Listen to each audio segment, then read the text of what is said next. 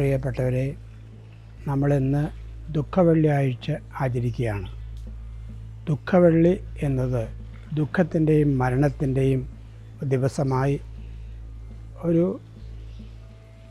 ദുരന്ത നാടകത്തിൻ്റെ സ്വഭാവം പേറുന്ന ഒരു ദിവസമായിരുന്നു അന്ന്. ഒരു മനുഷ്യൻ കൊല ചെയ്യപ്പെട്ടതിൻ്റെ ഓർമ്മയാണ് നമ്മൾ ആചരിക്കുന്നത്. ഈ ഓർമ്മയെ ആചരിക്കുമ്പോൾ നമ്മൾ ഓർക്കേണ്ട മറ്റൊരു കാര്യമുണ്ട്. ഗ്രീക്ക് സംസ്കാരം ദുരന്ത നാടകങ്ങൾ ഉണ്ടാക്കിയിട്ടുണ്ട്. അതിലൊരു നാടകത്തിൻ്റെ ചെറിയ ഒരു വിവരണം പറയാൻ ആഗ്രഹിക്കുന്നു. സോഫോക്ലിസ് ക്രിസ്തുവിന് 500 വർഷങ്ങൾക്ക് മുമ്പ് ജീവിച്ചിരുന്ന ആളാണ്. അദ്ദേഹമാണ് ചരിത്രത്തിൽ ആദ്യമായി ഒരു പെൺകുട്ടിയെ പ്രധാന കഥാപാത്രമാക്കി ഒരു നാടകം നിർമ്മിച്ചത്. ആ നാടകത്തിൻ്റെ ആരംഭം ഒരു മൃതസംസ്കാര പ്രദർശനവുമായി ബന്ധപ്പെട്ടതാണ്. ഈഡിപ്പസിൻ്റെ 4 മക്കളിൽ 2 ആൺമക്കൾ തമ്മിൽ പരസ്പരം യുദ്ധം വെട്ടി മരിക്കുന്നു. രാജ്യത്തിൻ്റെ അവകാശത്തിന് വേണ്ടിയുള്ള യുദ്ധമായിരുന്നു. അതിനുശേഷം രാജാവാകുന്ന അദ്ദേഹം ഒരാളുടെ ശവമെടുത്ത് രാജകീയമായി അടക്കുന്നു, മറ്റേയാളുടെ ശവം കാട്ടിലേക്ക് വലിച്ചെറിയുന്നു. ഇതിൽ പ്രതിഷേധിക്കുന്ന ഒരു പെങ്ങളുടെ കഥയാണ് ആൻ്റഗണി. ആൻ്റഗണി 2 പെൺമക്കളിൽ ഒരുവളാണ്. അവൾ രാജാവിനെയാണ് ധിക്കരിക്കുന്നത്. രാജാവ് കൽപ്പനപ്രകാരം ശവം കാട്ടിലേക്ക് എറിഞ്ഞവനെ ഞാനെടുത്ത് അടക്കുമെന്നാണ് അവൾ പറയുന്നത്. നീ അടക്കിയാൽ നിന്നെ ഞാൻ കൊല്ലും എന്ന് രാജാവ് കൽപ്പിക്കുന്നു. ഈ സംഘർഷത്തിൻ്റെ കഥയാണ് ആൻ്റഗണി. അതിൽ ആൻ്റഗണി എന്ന പെൺകുട്ടി കൃത്യമായി പറയുന്നൊരു കാര്യമുണ്ട്. ദൈവത്തിൻ്റെ നിയമമാണ് രാജാവ് ലംഘിച്ചത്. അതുകൊണ്ട് ദൈവത്തിൻ്റെ നിയമത്തിലൂടെ ഞാൻ പോകുമ്പോൾ എന്ത് സഹനമുണ്ടായാലും ഞാനത് സഹിക്കും എന്ന് പറഞ്ഞ് മരണത്തിൻ്റെ ഗുഹയിൽ അടയ്ക്കപ്പെടുകയാണ്. അങ്ങനെ അടയ്ക്കപ്പെടുമ്പോൾ അവളെ പ്രേമിക്കുന്നത് രാജാവിൻ്റെ മകനാണ്. ഈ മകൻ രാജാവിനോട് പറയുന്നു, അല്പമൊക്കെ മയപ്പെടുന്നത് മഹത്വത്തിൻ്റെ അടയാളമാണ് എന്ന് പിതാവിനോട് പറയുമ്പോൾ പിതാവ് പറയുന്നത്, ഒരു പെണ്ണും എന്നെ ഭരിക്കാൻ നോക്കണ്ട എന്നാണ്. അങ്ങനെ ആ സംഘർഷത്തിൽ മരണത്തിൻ്റെ കുഴിയിൽ അടയ്ക്കപ്പെടുമ്പോൾ അവളോടുകൂടി മരിക്കുന്നത് അവൾ മാത്രമല്ല, അവരുടെ കാമുകനും അവൻ്റെ കാമുകൻ്റെ അമ്മയും അതോടുകൂടി ആത്മഹത്യ ചെയ്യുന്നു. ഒരു ശവമടക്കുന്ന പ്രശ്നത്തിൽ ആരംഭിച്ച കഥ 4 ശവങ്ങളുടെ അടക്കാനുള്ള നിർബന്ധിതമായ അവസ്ഥയിൽ ആ രാജാവ് എത്തിച്ചേരുകയാണ്. എന്താണ് ഇവിടെ പ്രശ്നം? ഇതൊരു വിധിയാണ്, ദൈവത്തിൻ്റെ വിധിയാണെന്നല്ല, രാജാവും സമൂഹവും സൃഷ്ടിക്കുന്ന വിധികളാണ്. ഈ വിധികളെ ചോദ്യം ചെയ്യാനാണ് സോഫോക്ലിസ് ഈ നാടകം എഴുതുന്നത്. അതല്ലാതെ ജീവിതത്തിന് അർത്ഥമില്ല, ജീവിതം നിരർത്ഥകമാണ്, ശൂന്യമാണ് എന്ന് പഠിപ്പിക്കാനല്ല. ഇതാണ് ഏറ്റവും പ്രസക്തമായ കാര്യം. എക്സിസ്റ്റൻഷ്യൽ ഫിലോസഫി എന്ന് പറയുന്നത് ജീവിതത്തിൻ്റെ അർത്ഥം നഷ്ടപ്പെട്ടു എന്ന് പറയുന്നതാണെന്ന് പറഞ്ഞ് ഈ നാടകങ്ങളെ സാധൂകരിക്കുന്ന നീഷയുണ്ട്.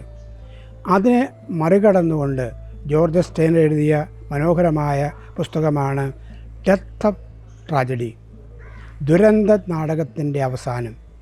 ദുരന്ത നാടകങ്ങൾ ആളുകൾ ഇല്ലായ്മ ചെയ്തുകൊണ്ടാണ് അവസാനിപ്പിക്കുന്നത്. ദുരന്ത നാടകത്തിൻ്റെ അവസാനമാണ് ഇത് എന്നാണ് ഇതിൻ്റെ അർത്ഥം. യേശുവിനെ ക്രൂശിച്ചുകൊണ്ട് ലോകത്തിൻ്റെ പ്രശ്നങ്ങൾ തീരില്ല. ലോകത്തിൻ്റെ പ്രശ്നങ്ങൾ തീരേണ്ടത് യേശുവിനെ ജീവിക്കാൻ അനുവദിച്ചുകൊണ്ടാണ്. നീതിയും സത്യവും ക്രൂശിക്കപ്പെട്ട ദിവസത്തിൻ്റെ ഓർമ്മയാണ് ദുഃഖവെള്ളി.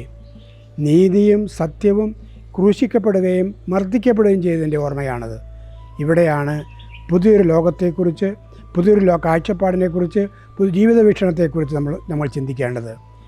മറ്റുള്ളവരെ ആദരിക്കാനും മറ്റുള്ളവരുടെ ജീവൻ ഊതിക്കെടുത്താതെ അതിനെ ഊതി ജീവിപ്പിക്കാനും കഴിയുമ്പോഴാണ് ദൈവത്തിൻ്റെ വഴിയിലൂടെ നടക്കുന്നത്. ദൈവത്തിൻ്റെ നീതിയും സത്യവും അന്വേഷിക്കുകയും ആ നീതിക്കും സത്യത്തിനും വേണ്ടി ജീവിതത്തിൽ സഹനങ്ങൾ സഹിക്കുകയും ചെയ്യുമ്പോഴാണ് ജീവിതത്തിൻ്റെ സാത്വികമായ അർത്ഥതലങ്ങളെയും മഹത്വത്തിലേക്ക് നാം പ്രവേശിക്കുന്നത് എന്നതാണ് ദുഃഖവെള്ളിയുടെ സ്ഥിരമായ, അനന്തമായ, അത്ഭുതകരമായ, സാർത്ഥകമായ അർത്ഥവും ധ്വനിയും.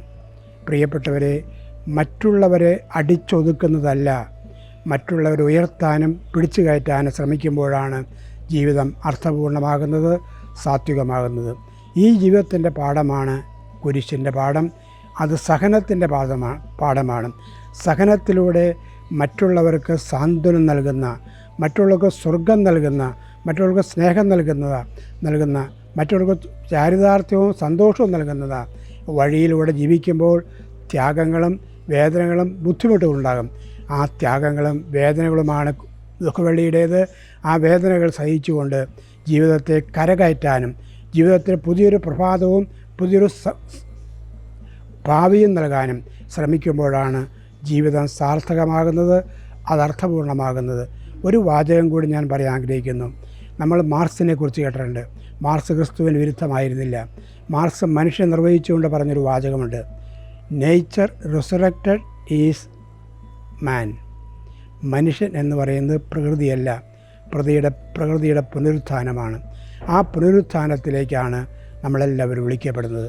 അത് സഹനത്തിൻ്റെയും ത്യാഗത്തിൻ്റെയും സ്നേഹത്തിൻ്റെയും പരിത്യാഗത്തിൻ്റെയും സങ്കടത്തിൻ്റെയും വഴിയായാലും അതെത്തി നിൽക്കുന്നത് പുനരുത്ഥാനത്തിലാണ്, ആനന്ദത്തിലാണ്, മഹത്വത്തിലാണ്. ആ ചാരിതാർത്ഥ്യത്തിലേക്കാണ് ദുഃഖവെള്ളി നമ്മെ ഓരോരുത്തരെയും മാടി വിളിക്കുന്നത്. ദുഃഖവെള്ളി ദുഃഖത്തിൽ അവസാനിക്കുന്നത് പുനരുത്ഥാനത്തിലാണ്. ആ പുനരുത്ഥാനത്തിൻ്റെ മഹത്വം നമുക്ക് ഓരോരുത്തർക്കും മറ്റുള്ളവരെ കൈത്താങ് കൊടുക്കുമ്പോൾ, മറ്റുള്ളവനെ ആശ്ലേഷിക്കുമ്പോൾ, മറ്റുള്ളവനെ ഒരു സൗഹൃദം കൊടുക്കുമ്പോൾ, മറ്റുള്ളവന് ധർമ്മം കൊടുക്കുമ്പോൾ, ആ ധർമ്മത്തിലാണ് നമ്മുടെ ഐശ്വര്യം, നമ്മുടെ പുനരുത്ഥാനം, നമ്മുടെ മഹത്വം, നമ്മുടെ ശ്രേയസ്, നമ്മുടെ സ്നേഹം ഇതെല്ലാം പ്രസ്ഫുല്ലമാകുകയും ചാരിതാർത്ഥ്യമടയുകയും ചെയ്യുന്നത് എന്നതാണ് ഈ ദുഃഖവെള്ളിയും യേശുവിൻ്റെ ദുഃഖവെള്ളിയും യേശുവിൻ്റെ പുനരുത്ഥാനവും നമ്മെ പഠിപ്പിക്കുന്നത്. ഈ വഴിയിലൂടെ ജീവിക്കാൻ നമുക്കെല്ലാവരും കഴിയുമാറാകട്ടെ എന്ന് ആശംസിക്കുന്നു, പ്രാർത്ഥിക്കുന്നു.